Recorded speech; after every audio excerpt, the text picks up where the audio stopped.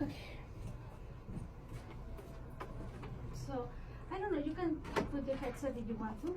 Okay. Mine are not working. They're Okay. working. I don't know. Welcome to Cafe Latino, can you hear me? No. But just keep it. Okay. Welcome to Cafe Latino. As every week we have an incredible guest, and today is no exception. Today we have Tim Higgins. Did I pronounce correctly? Hannigan. Hannigan, oh my God. Mhm. Hannigan, here today with us. And well, welcome to Cafe Latino. So Tim, tell us all about you. Tell us where did you born, what did you study? Well, I grew up in upstate New York, where I was born. Then I moved down and went to high school just north of New York City in Westchester County. Mm-hmm. Went to college up in New England, and then joined the Marine Corps. Spent 20 years in the Marine Corps, and then when I retired from the Marines, I went to work in the government contracting business, and worked for about a little over 20 years, 22 years in that business, and then finally retired. So when I retired from the Marine Corps, I moved back to this area, so I've been here since 1991.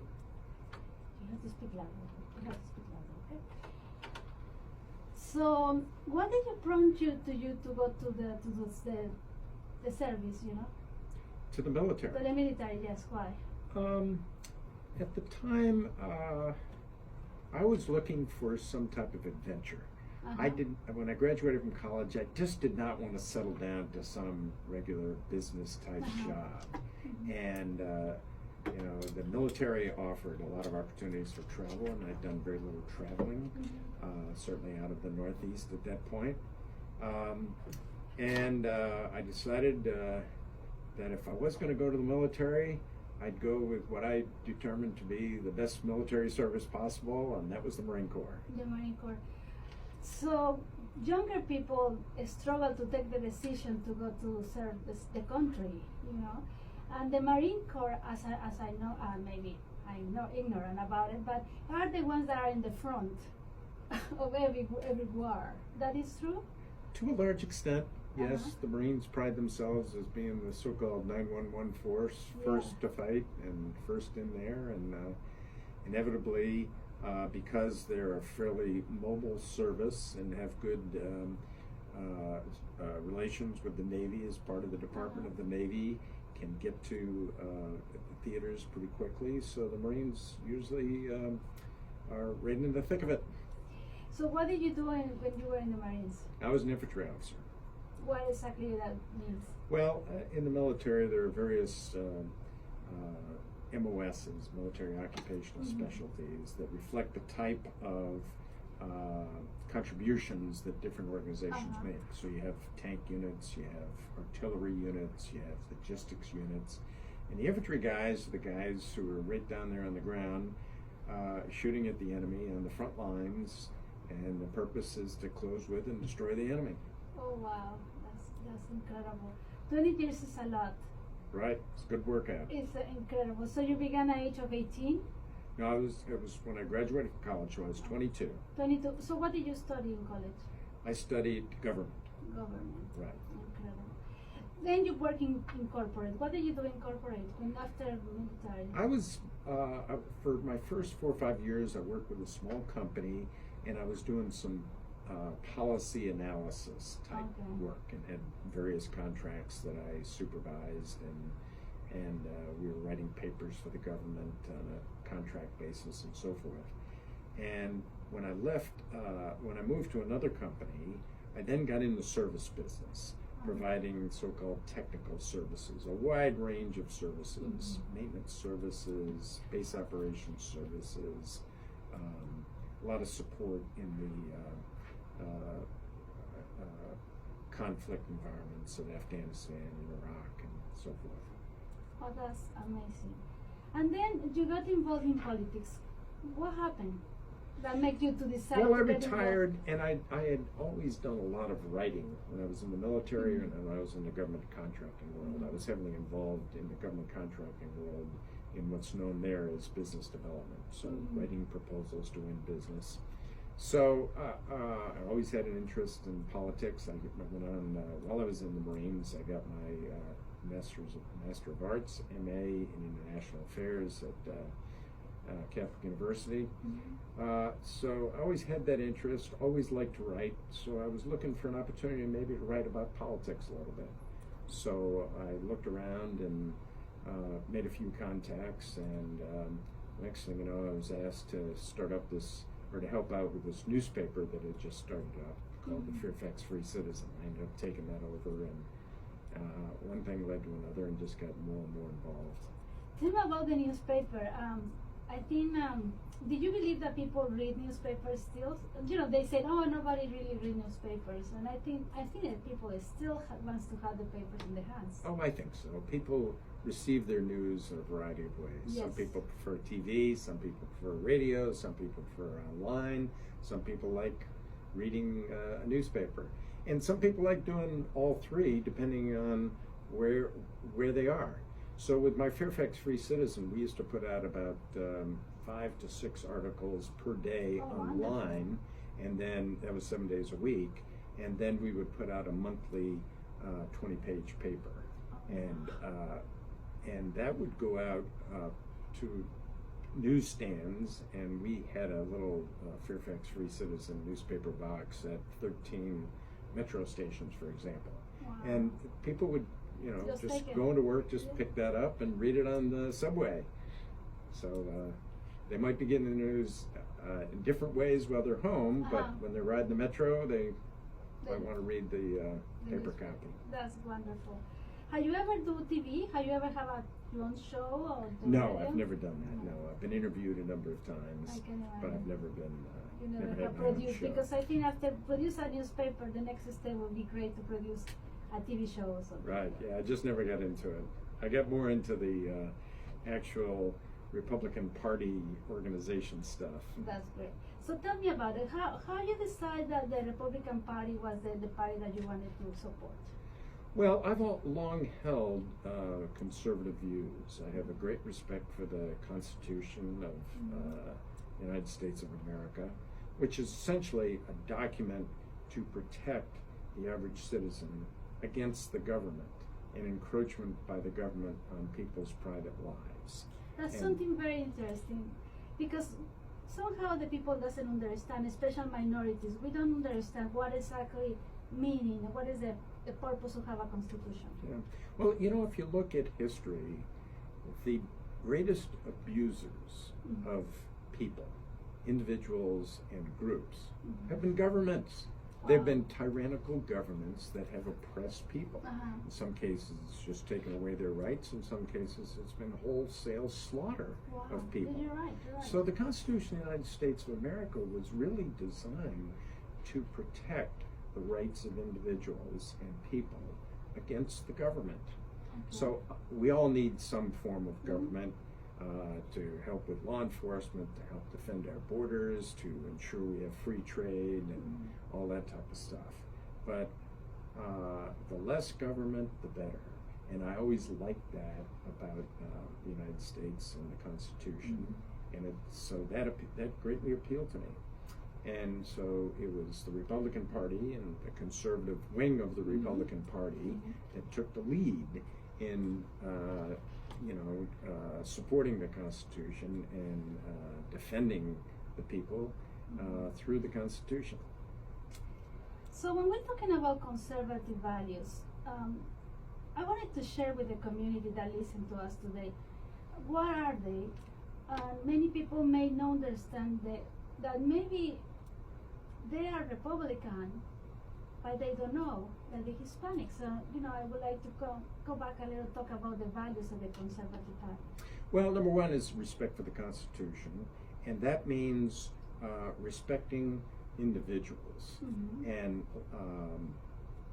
for what they are and what they do, and not grouping people into groups and saying, well, somebody comes from a certain area or has a certain skin color or has a certain language, and therefore all of them must think exactly that way, a sort of herd mentality. Yes. So I think it's important, an important value of conservative is a healthy respect for the rights of individuals. Okay. And secondly, a healthy respect for the potential of individuals. If they're given the opportunity to succeed, that they'll work hard, they'll play fair, they'll be civil to other people in pursuit of doing well in whatever they pursue.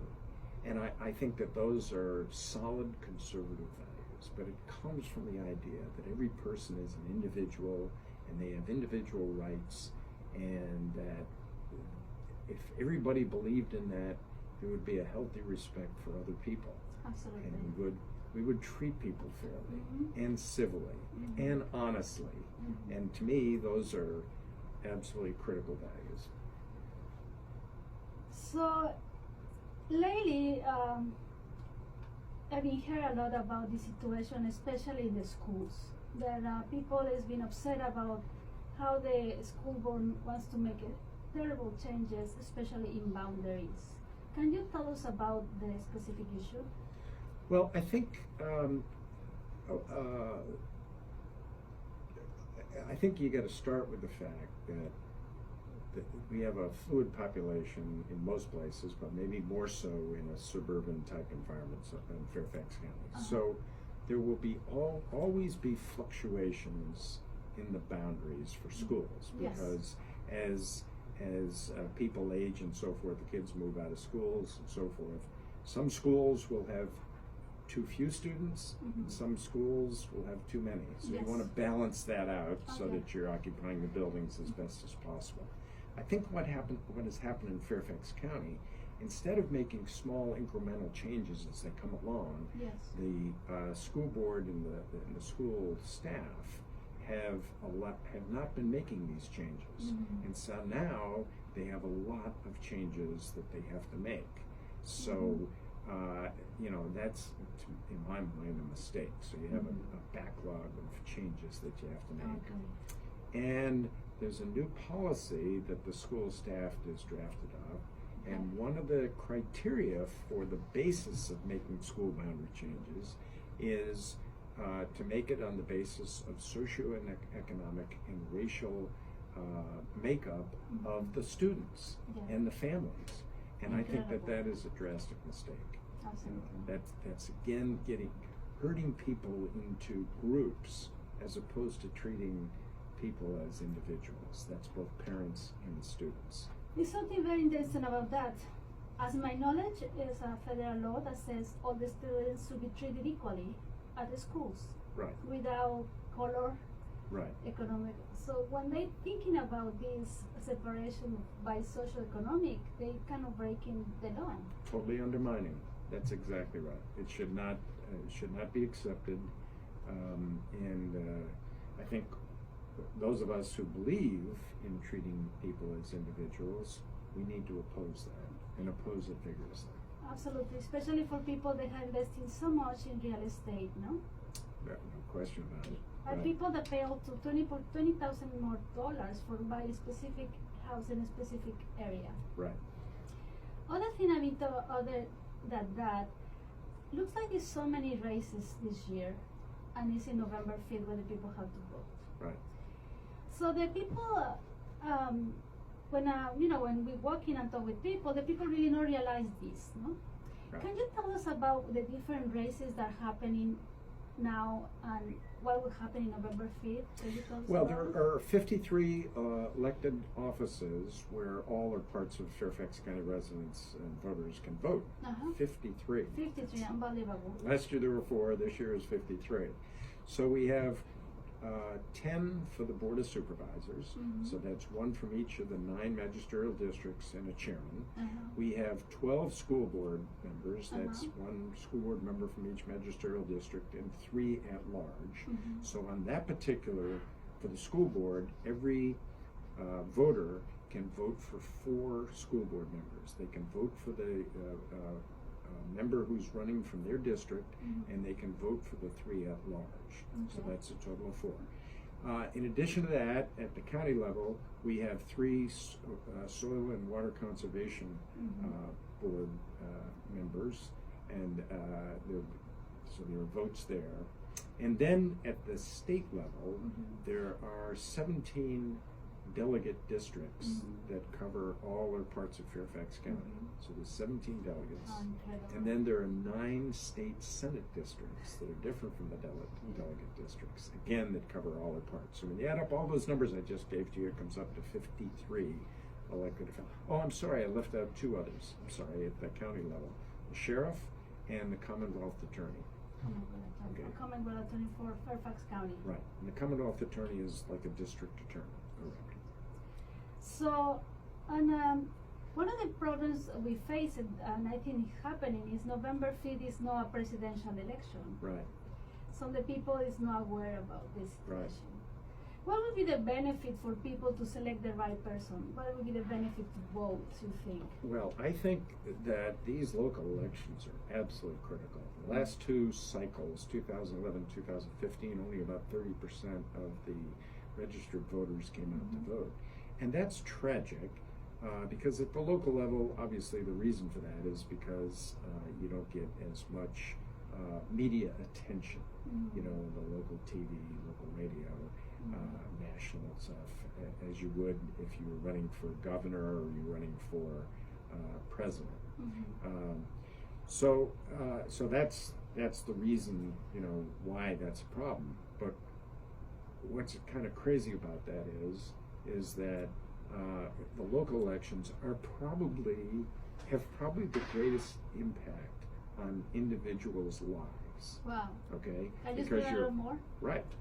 Well, your property taxes are based on, you know, the Board of Supervisors. They're the ones who levy those taxes, right?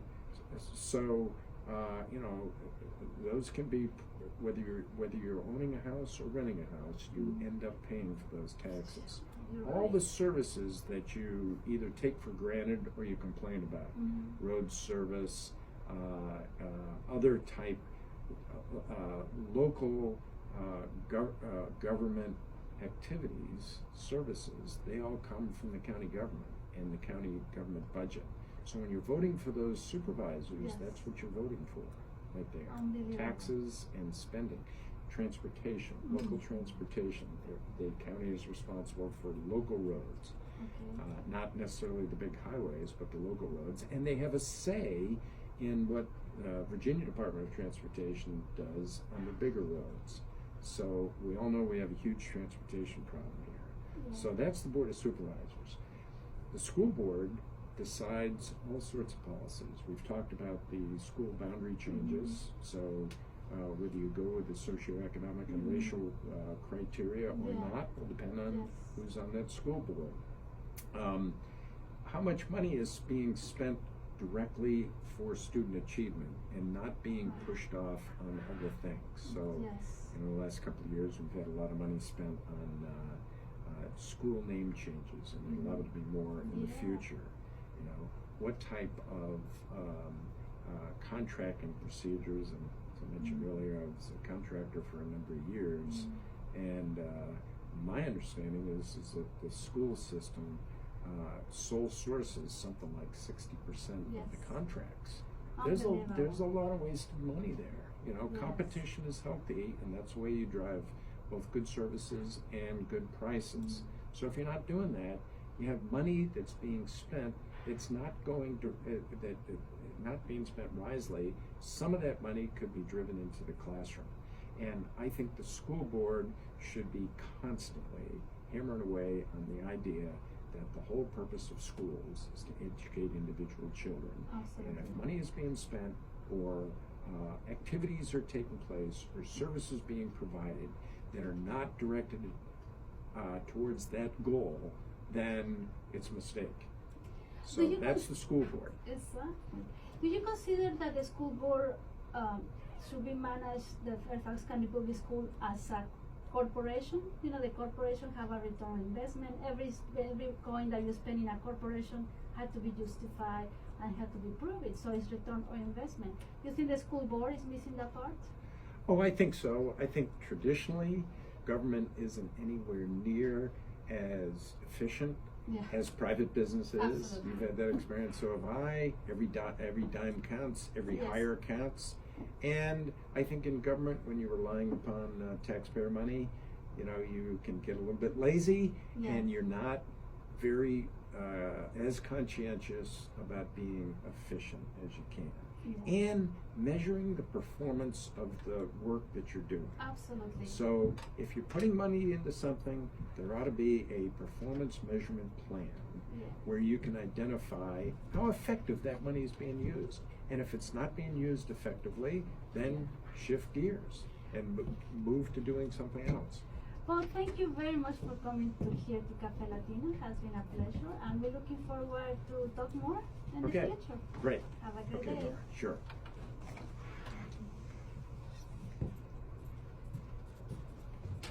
Is that okay? Was it? And internet station. Is that just on radio or is it on TV? Genres and styles. CD, I didn't see where the camera was. It's by sound. Radio Fairfax. It's a little strange. Oh. You will see it's outside, it's in TV, but by sound. Okay. You will see. We'll see Okay. later. All right. But I videotape it. Yeah. Oh, you did videotape it? Yes. Oh, I didn't see that. It's Where? still videotaping. Oh. But no worries, I just going to. Yeah, I didn't realize that. No, it's okay. Let's take a photo maybe. Okay. Give me 1 second.